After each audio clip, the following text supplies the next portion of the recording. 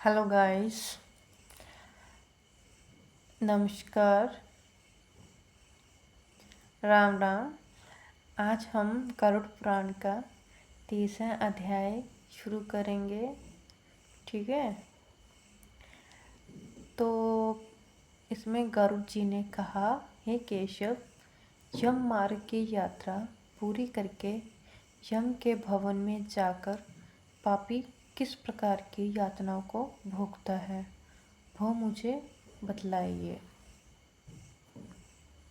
श्री भगवान बोले, हे बिंता के पुत्र गरुड़, मैं आदि से अंत तक कहूँगा, सुनो। मेरे द्वारा नरक का वर्णन किए जाने पर तुम कांप उठोगे। हे कश्यप नंदन, बहुभीतिपुर के आगे 44 हाहाकार से परिपूर्ण उस पुर को देखकर पापी प्राणी क्रदन करने लगता है। उसके क्रदन को सुनकर यमपुर में विचरण करने वाले यम के गण प्रतिहार के पास जाकर उसके विषय में बताते हैं। यमराज के द्वार पर सर्वदा धर्मध्वज नामक प्रतिहार स्थित रहता है। वह जाकर चित्रगुप्त से उस प्राणी के शुभ और अशुभ कर्म को बताता है। उसके बाद चित्रगुप्त भी उसके विषय में धर्मराज से निवेदन करते हैं। हे ताक्ष, जो नास्तिक और महापापी प्राणी है, उन सभी के विषय में धर्मराज यथार्थ रूप से भली भांति जानते हैं, तो भी चित्रगुप्त से उन प्राणियों के पापों के विषय में पूछते हैं। और स्वयं चित्रगुप्त भी श्रवणों से पूछते हैं। श्रवण ब्रह्मा के पुत्र हैं। वे स्वर्ग, पृथ्वी तथा पाताल में विचरण करने वाले तथा दूर से ही सुन एवं जान लेने वाले हैं। उनके नेत्र सुदूर के दृश्यों को भी देख लेने वाले हैं। श्रवणी नामक उनकी पृथक पृथक पत्नियां भी उसी प्रकार के स्वरूप वाली हैं, अर्थात श्रवणों के समान ही हैं। वे स्त्रियों की सभी प्रकार की चेष्टाओं को तत्वतः जानती हैं। मनुष्य छिपकर अथवा प्रत्यक्ष रूप से जो कुछ करता है और कहता है, वह सब श्रवण एवं श्रवणियाँ चित्रगुप्त से बताते हैं। वे श्रवण और श्रवणियाँ धर्मराज के गुप्तचर हैं, जो मनुष्य के मानसिक, वाचिक और कायिक सभी प्रकार के शुभ और अशुभ कर्मों को ठीक ठीक जानते हैं। मनुष्य और देवताओं के अधिकारी वे श्रवण और श्रवणियाँ सत्यवादी हैं। उनके पास ऐसी शक्ति है जिसके बल पर वे मनुष्यकृत कर्मों को बतलाते हैं। व्रत, दान और सत्य वचन से जो मनुष्य उन्हें प्रसन्न करता है, उसके प्रति वे सौम्य तथा स्वर्ग और मोक्ष प्रदान करने वाले हो जाते हैं। वे सत्यवादी श्रवण पापियों के पाप कर्मों को जानकर धर्मराज के सम्मुख यथावत कह देने के कारण दुखदायी हो जाते हैं। सूर्य, चंद्रमा, वायु, अग्नि, आकाश, भूमि, जल, हृदय, जम, दिन रात, दोनों संध्याएं और धर्म, ये मनुष्य के वृत्तांत को जानते हैं। धर्मराज चित्रगुप्त श्रवण और सूर्य आदि मनुष्य के शरीर में स्थित सभी पाप और पुण्यों को पूर्णतः देखते हैं। इस प्रकार पापियों के पाप के विषय में सुनिश्चित जानकारी प्राप्त करके यम उन्हें बुलाकर अपना अत्यंत भयंकर रूप दिखाते हैं। वे पापी यम के ऐसे भयंकर रूप को देखते हैं, जो हाथ में दंड लिए हुए बहुत बड़ी काया वाले भैंसे के ऊपर संस्थित प्रलयकालीन मेघ के समान आवाज वाले काजल के पर्वत के समान बिजली की प्रभा वाले आयुधों के कारण भयंकर 32 भुजाओं वाले 3 योजन के लंबे चौड़े विस्तार वाले बावली के समान गोल नेत्र वाले बड़ी बड़ी दाढ़ों के कारण भयंकर मुख वाले लाल लाल आँखों वाले और लंबी नाक वाले हैं। मृत्यु और ज्वर आदि से युक्त होने के कारण चित्रगुप्त भी भयावह है। यम के समान भयानक सभी दूत उनके समीप है, पापियों को डराने के लिए गरजते हैं रहते हैं। उन चित्रगुप्त को देखकर भयभीत होकर पापी हाहाकार करने लगता है। दान न करने वाला वह पापात्मा कांपता है और बार बार विलाप करता है।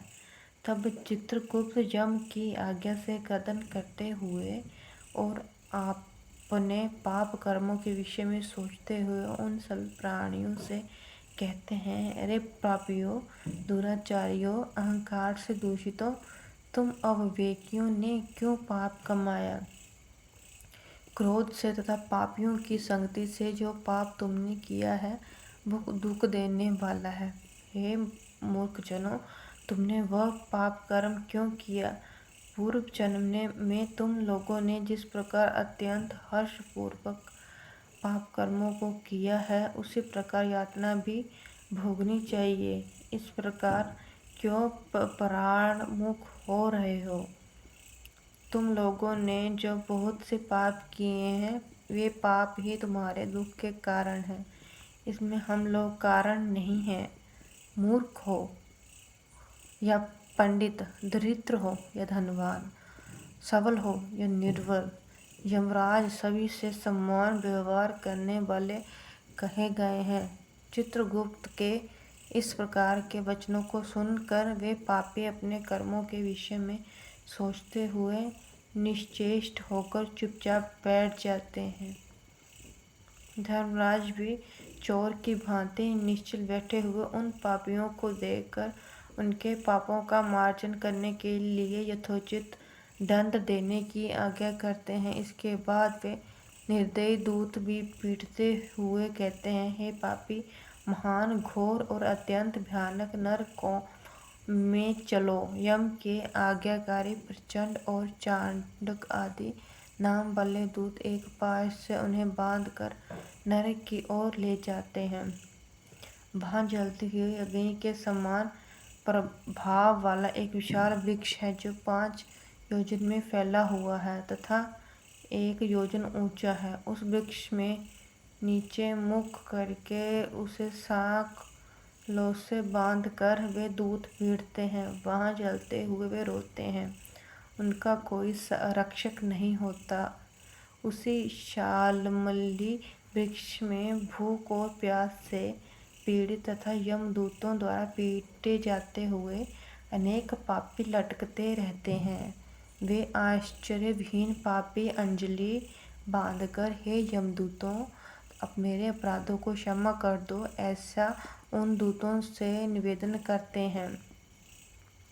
बार बार लोहे की लाठियों, मुदगरों, भालों, बर्छियों, गदाओं और मूसलों से उन दूतों के द्वारा वे अत्यधिक मारे जाते हैं। मारने से वे चेष्टा रहित और मूर्छित हो जाते हैं। तब उन निश्चेष्ट पापियों को देखकर यम के दूत कहते हैं, अरे दुराचारियों, पापियों, तुम लोगों ने दुराचरण क्यों किया? सुलभ होने वाले भी जल और अन्न का दान कभी क्यों नहीं किया? तुम लोगों ने आधा ग्रास भी कभी किसी को नहीं दिया और ना ही कुत्तों और कौओं के लिए बलि ही दी। अतिथियों को नमस्कार नहीं किया और पितरों का तर्पण नहीं किया। यमराज चित्रगुप्त का उत्तम ध्यान भी नहीं किया और उनके मंत्रों का जप नहीं किया, जिससे तुम्हें वह यातना नहीं होती। कभी कोई तीर्थ यात्रा नहीं की, देवताओं की पूजा भी नहीं की, गृहस्थाश्रम में रहते हुए भी तुमने हंतकार नहीं निकाला, संतों की सेवा नहीं की, इसलिए स्वयं किए गए पाप का फल भोगो। चूँकि तुम धर्महीन हो, इसीलिए तुम्हें बहुत अधिक पीटा जा रहा है। भगवान हरि ही ईश्वर है, वे ही अपराधों को क्षमा करने में समर्थ हैं। हम तो उन्हीं की आज्ञा से अपराधियों को दंड देने वाले हैं। ऐसा कहकर वे दूत निर्दयता पूर्वक उन्हें पीटते हैं और उनसे पीटे जाने के कारण जलते हुए अंगार के समान नीचे गिर जाते हैं। गिरने से उस वृक्ष के पत्तों से उनका शरीर कट जाता है। नीचे गिरे हुए उन प्राणियों को कुत्ते खाते हैं और वे रोते हैं। रोते हुए उन पापियों के मुख में यमदूत धूल भर देते हैं तथा कुछ पापियों के विविध पाशों से बांधकर मुद्गरों से पीटते हैं। कुछ पापी औरों से काष्ठ की भांति दो टुकड़ों में किए जाते हैं और कुछ भूमि पर गिराकर कुल्हाड़ी से खंड खंड किए जाते हैं। कुछ को गड्ढों में आधा गाड़कर सिर में बाणों से भेद दिया जाता है। कुछ दूसरे पेरने वाले यंत्र में डालकर इक्षुदंड की भांति पेरे जाते हैं। कुछ को चारों ओर से जलते हुए अंगारों से युक्त उल्मुख से ढक करके लोह पिंड की भांति धधकाया जाता है। कुछ को घी के खौलते हुए कड़ाहे में, कुछ को तेल के कड़ाहे में तले हुए बेड़े की भांति इधर उधर चलाया जाता है। किन्हीं को मतवाले गजेंद्रों के सम्मुख रास्ते में फेंक दिया जाता है। किन्हीं को हाथ और पैर बांधकर अधोमुख लटकाया जाता है। किन्हीं को कुएं में फेंका जाता है, किन्हीं को पर्वतों से गिराया जाता है। कुछ दूसरे कीड़ों से युक्त कुंडों में डुबो दिए जाते हैं, जहाँ वे कीड़ों के द्वारा अव्यवस्थित होते हैं। कुछ वज्र के समान चोंच वाले बड़े बड़े कौओं, गिद्धों और मांसभोजी पक्षियों द्वारा शिरोदेश में, नेत्र में और मुख में चोंचों से आघात करके नीचों नोचे जाते हैं। कुछ दूसरे पापियों से ऋण को वापस करने की प्रार्थना करते हुए कहते हैं, मेरा धन दो, मेरा धन दो। यमलोक में मैंने तुम्हें देख लिया है, मेरा धन तुम ही ने लिया है। नरक में इस प्रकार विवाद करते हुए पापियों के अंगों से षड्सियों द्वारा मांस नोच कर उन्हें देते हैं। इस प्रकार उन पापियों को सम्यक प्रताड़ित करके यम की आज्ञा से यमदूत खींचकर तामिस्त्र आदि घोर नरकों में फेंक देते हैं। उस वृक्ष के समीप में ही बहुत दुख से परिपूर्ण नरक है, जिनमें प्राप्त होने वाले महान दुखों का वर्णन वाणी से किया जा सकता। हे आकाशचारिण, करोड़ नरकों की संख्या 84 लाख है। उनमें से अत्यंत भयंकर और प्रमुख नरकों की संख्या 21 है। तामिस्त्र, लोह शंकु, महारौरव, शाल्मली रौरव, कुंडमल, कालसूत्रक, पूतिमृतिक, संघात, लोहितोत, स्विष, प्रतापन, महानिरय, काकोल, संजीवन, महापथ, अविची, अंधतामिस्त्र, कुंभीपाक, संप्रतापन तथा तपन, ये 21 नरक हैं।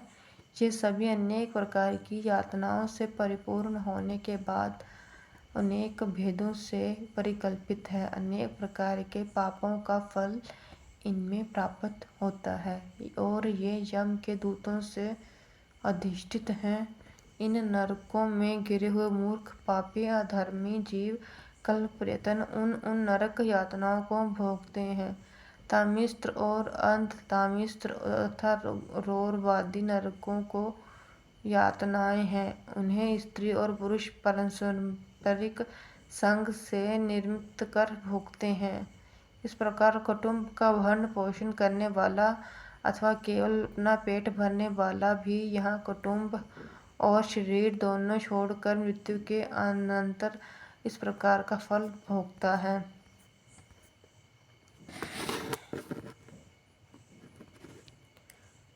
प्राणियों के साथ द्रोह करके भरण पोषण किए गए अपने शरीर को यहीं छोड़कर पाप कर्म रूपी पाथेय के साथ पापी अकेला ही अंधकारपूर्ण नरक में जाता है। इसका द्रव्य चोरी चला गया। ऐसे व्यक्ति की भांति पापी पुरुष दैव से प्राप्त कुटुंब पोषण के फल को नरक में आतुर होकर भोगता है। केवल अधर्म से कुटुंब के भरण पोषण के लिए प्रयत्नशील व्यक्ति अंधकार की प्रकाष्ठा अंधतामिस्त्र नामक नरक में जाता है। मनुष्य लोक के नीचे नरकों के जितनी यातनाएं हैं, क्रमशः उनका भोग भोगते हुए शुद्ध होकर पुनः इस मृत्यु लोक में जन्म पाता है। इस प्रकार गरुड़ पुराण के अंतर्गत 3रा अध्याय पूरा हुआ। धन्यवाद। राम नाम। जय श्री राम।